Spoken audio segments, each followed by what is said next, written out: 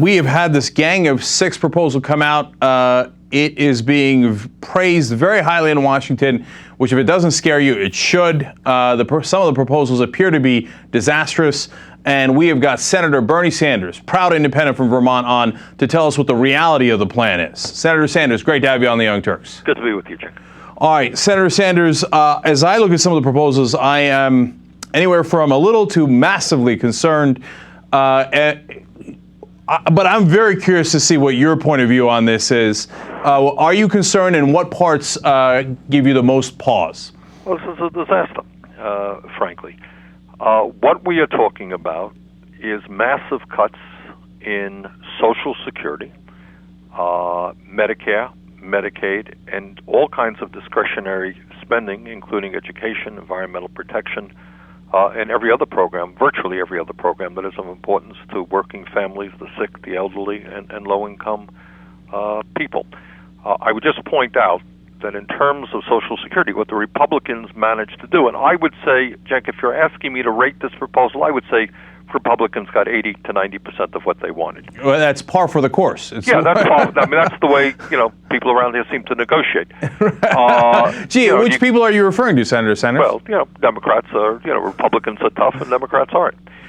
But in Social Security, here's the story. There is now two parts of it. Number one, there's a so-called chained CPI, which in English means they're going to change the formulation as to how people get COLAs.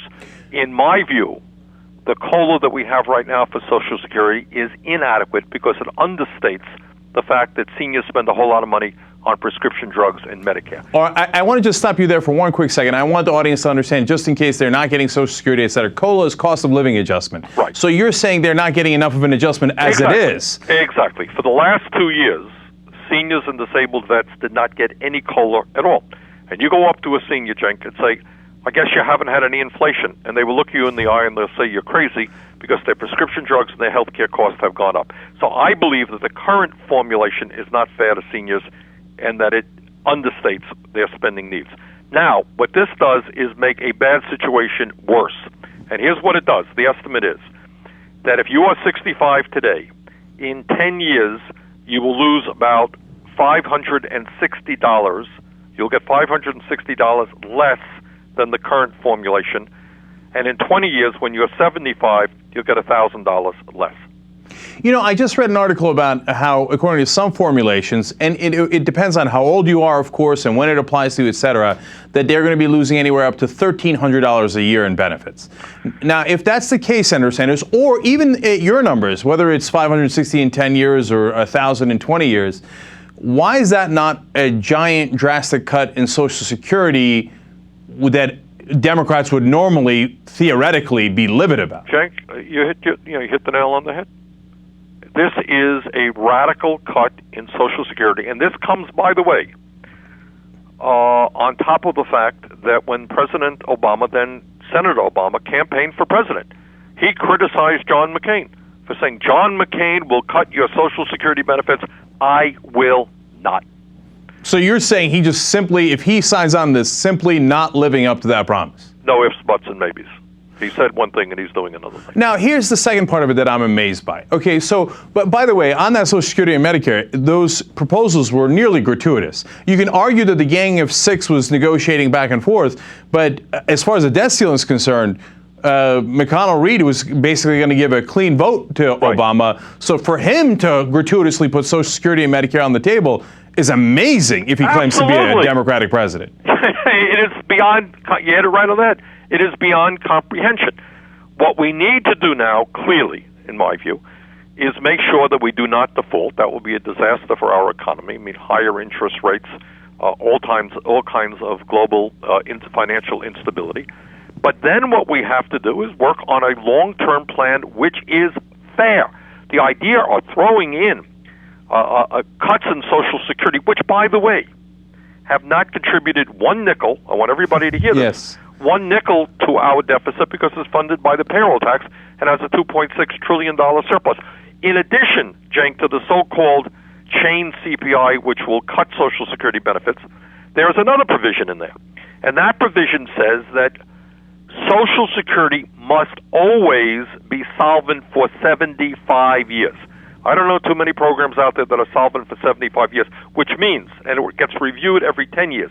So if 10 years from now, for whatever reason, Social Security is only solvent for 50 years or 60 years, there will be further cuts.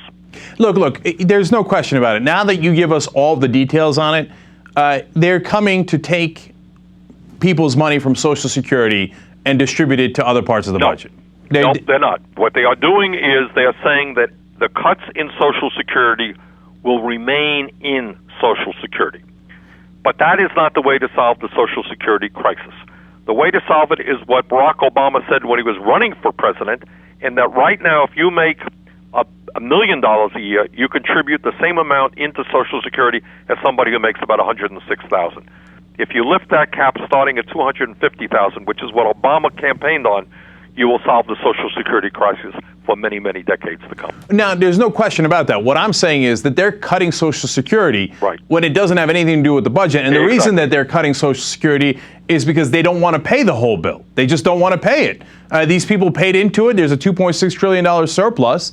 And they think, well, look, I want to give more tax cuts. And so speaking of which, let's go to that part of the equation. And it is something that is mind-blowing for everyone else, but I actually predicted it right here on the Young Turks. The minute I heard President Obama give that speech where he theoretically said that we need to have tax increases, revenue increases, he threw a line in there saying, by the way, if we do the revenue increases, we could actually lower tax rates. I said, oh, here it comes. There's no question. They're actually going to lower taxes.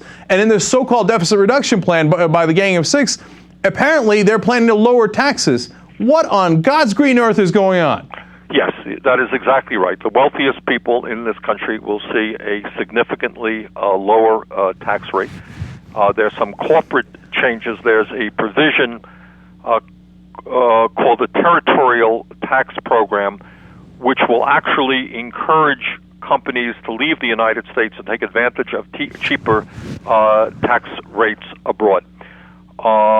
So you're quite right. There are massive tax breaks for the wealthy and large corporations. Now, some of them are going to be revenue neutral. But at the end of the day, tax rates will go down for the wealthiest people in this country and for large corporations. Senator Sanders, here's why I'm concerned about that, right? Because you say, all right, look, there's going to be some revenue increases because we're taking away some exemptions, deductions, et cetera, but we're going to lower the top rate. Now, the problem with that is a lot of those deductions, et cetera, whether it's for your home mortgage, charity, all those things, some of it hit the upper class, but a lot of it hit the middle class as well. And so the middle class pays higher taxes and the upper class pays lower taxes. Here's one of the things. Now, one of the, this is complicated stuff, and to be honest with you, nobody, has all the specifics yet because a lot of the decisions are going to be kicked to the tax writing committees in the House and the Senate. But here's what is very clear if you look at the outline. There is a great deal of specificity and caps in terms of spending cuts. So you're going to have to substantially cut spending on Social Security, Medicare, Medicaid, et cetera, et cetera. In terms of revenue, people say, well, isn't it great the Republicans are finally going to support $1 trillion in revenue over 10 years? Well, take a look at the outline that has been published so far, and what you find is there is very little specificity. For example, what happens if you don't raise $1 trillion over 10 years? What's going to happen? And the answer is nothing. And who is going to pay that $1 trillion? This gets back to the point that you make. Revenue, some people say, well, that's great because now we're going to, ask the wealthiest people to contribute more. That's revenue. That's not necessarily the case here. You got a conservative House of Representatives. You have areas, for example, like the home mortgage interest deduction program, which is middle class. You have people being able to not pay taxes on their health insurance right now, their health expenses that they run up, or on their 401ks or their IRAs. Those could be hit as well. So the idea of raising revenues may be something that comes back to hit working families and the middle class. And from what I understand, the corporate taxes would go down from 35% to anywhere between 23 to 29%, and income tax would go down from 35 to 29%. So that indisputably helps the upper class, the top brackets, etc. And the alternative minimum tax would be repealed completely. Right. Which primarily helps upper income people. There's no way this isn't going to be a tax cut. In fact, some of the Democrats now are bragging that it's a tax cut, and so they think they can get Republican votes this way. Yes, they can get Republican votes this way because this is a Republican dream come true. You cut spending to the bone, you cut Medicare, you cut Social Security, and you cut taxes, especially for the rich. Now, if a Republican president and a Republican Congress had proposed this, wouldn't the Democrats go ballistic in trying to fight it? Cenk, I sent out a statement today, and the headline reads, "Congratulations, Coburn, Crapo, and Chambliss, Republican senators win major victory." There's no question they did. And so, okay, Senator Sanders, we've had this discussion many times, but I've got to ask it as the last question again. Given that this is an absolute disaster, given that Washington absolutely loves it, and the Democratic Party appears not to be on the side of the people, what on God's green earth can we do? All right, I'm going to be meeting tomorrow with a number of senators who, to a more or less degree, share my concerns.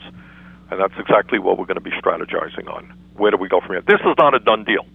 Senator Sanders, can you give me a sense of how many senators are in that group? Because, you know, I get asked this question all the time. How many people do you think are real fighters or real progressives, et cetera, in the Senate?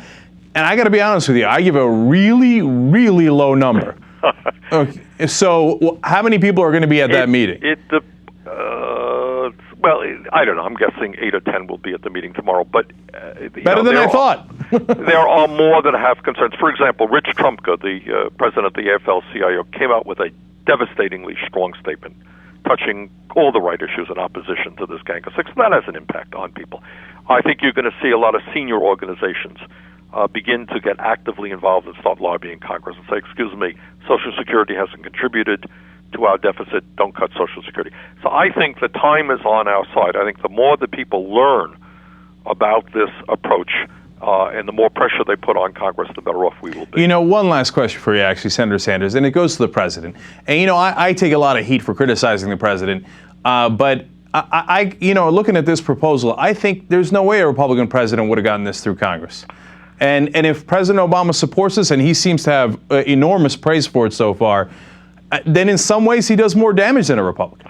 Well, sometimes it happens that I remember the NAFTA debate that we had when I was in the House of Representatives. No way, and that was pushed by Bill Clinton, no way that would have happened if that was a Republican. But I am not unoptimistic that we can turn this thing around. I think when senators begin and members of the House begin to read the fine print on this, they begin to hear from their constituents, and they understand that Republicans have gotten, it's their dream. You're right. Can you imagine 3 years ago, if you and I were chatting, that 3 years ago, that today we would be talking about massive cuts in Social Security, Medicare, and Medicaid, and a Democratic president would say, boy, this is really good. You know, we would not have thought that. So, and he was bragging about how he's going to lower corporate taxes and the top income tax rate. And when his campaign promise was the exact opposite. All right, what we need to do, Cenk, and I know you do it on your show, is the American people have got to become engaged on this issue. This is huge. I mean, you're talking about huge amounts of money. You're talking about programs that are going to impact, you know, not just us, but our kids and our grandchildren for decades to come. So I hope, I should mention, we do a lot of good work on our website, which is sanders.senate.gov. If people want, you know, ongoing information about what's going on here with regard to deficit reduction and the Gang of Six, we'll have some good information up there. I would urge people to visit us. Absolutely. You know, you've got to lead a bit of a rebellion internally. We've got to lead a rebellion from outside. And if you don't get the American people as cavalry, you have no chance. That cavalry's got to be sent, and I hope they hear this message loud and clear. Senator Sanders from Vermont, as always, a great fighter inside Washington. Thank you. Thank you very much. Take care.